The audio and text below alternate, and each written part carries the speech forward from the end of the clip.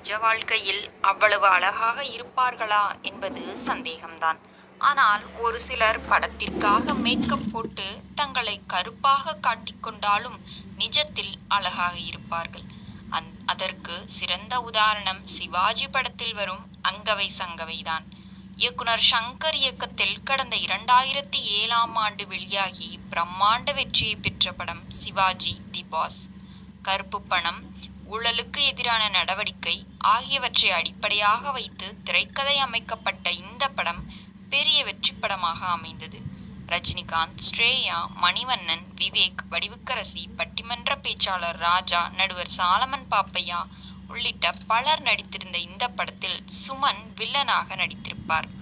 தமிழகத்தை மட்டுமல்லாமல் தெலுங்கு ரசிகர்களையும் வசீகரித்த இந்த படம் ஆந்திரா, தெலுங்கானா மாநிலங்களில் வசூல்களில் முக்கிய இடத்தை பிடித்தது. அதில் பெரும் சாதனையும் படைத்துள்ளது.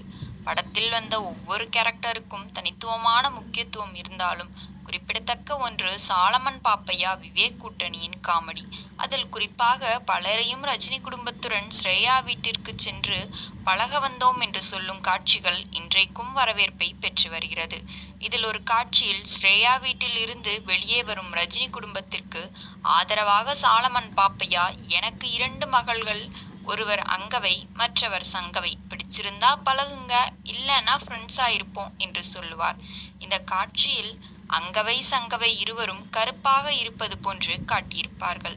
இந்த 2 மகள்கள் கேரக்டரில் நடித்த இரட்டை சகோதரிகள் சிறு வயதிலேயே ரசிகர்களிடம் கவனத்தை பெற்றன.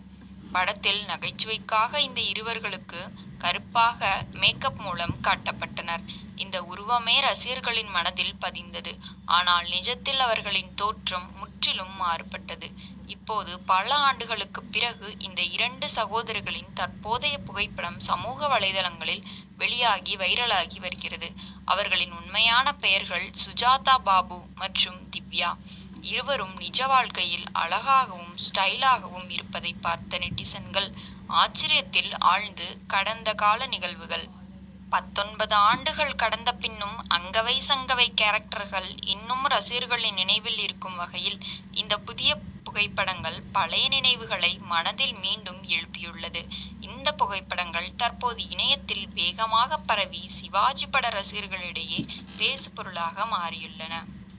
நேயர்களே,